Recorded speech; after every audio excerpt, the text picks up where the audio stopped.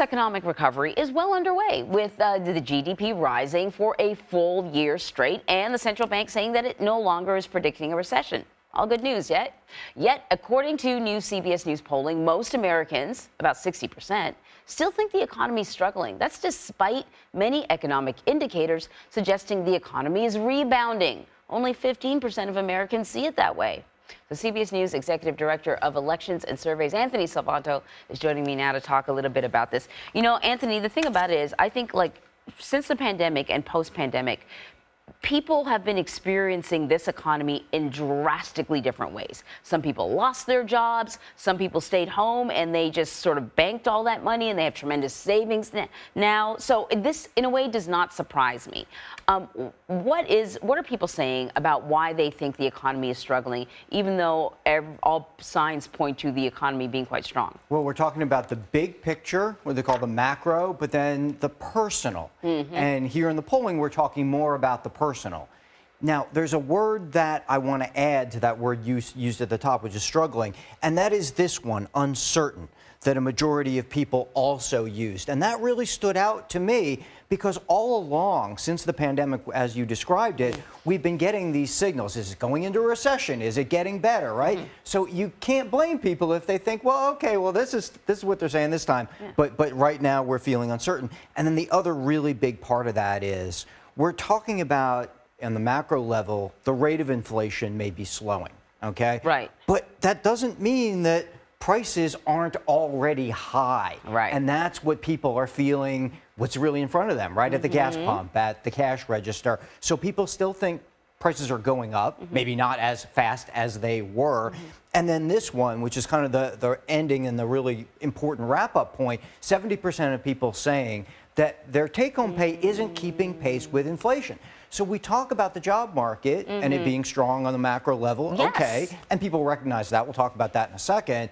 But it's what you can buy with the money you're earning, and that's where they're still feeling pressure. Okay, let us talk about sort of the job situation, because you're right. We had this whole Great Recession because people felt, not Great Recession, Great Resignation. People felt confident enough that they would find another job. In fact, they did, and they were able to demand the wages that they wanted.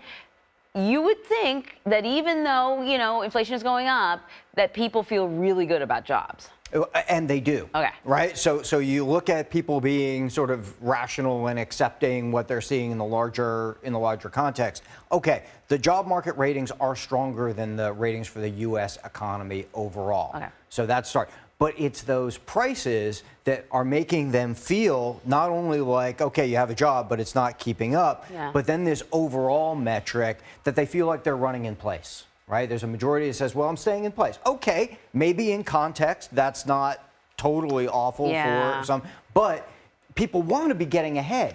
And in context, that's what they want, and that's not what's registering. In fact, there's a third who even say now they're still falling behind. So this is where they want to get to, and this is where they are, and that's part of that disconnect.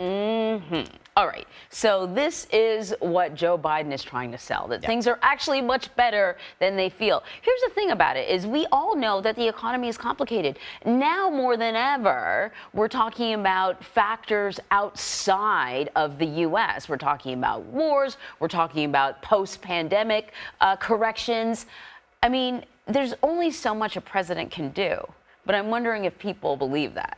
Well, look. Any president is going to be tied to the national economy. We've seen that for generations. The question is how much, and do you get credit or do you get blame? Right. We've often seen, in this case, in this president and others, if things aren't good, you tend to get more blame than you do good credit if things are good. Look, people that you get almost half that feel like Biden's policies have been increasing inflation. Okay, now that's really driven a lot by Republicans underneath this.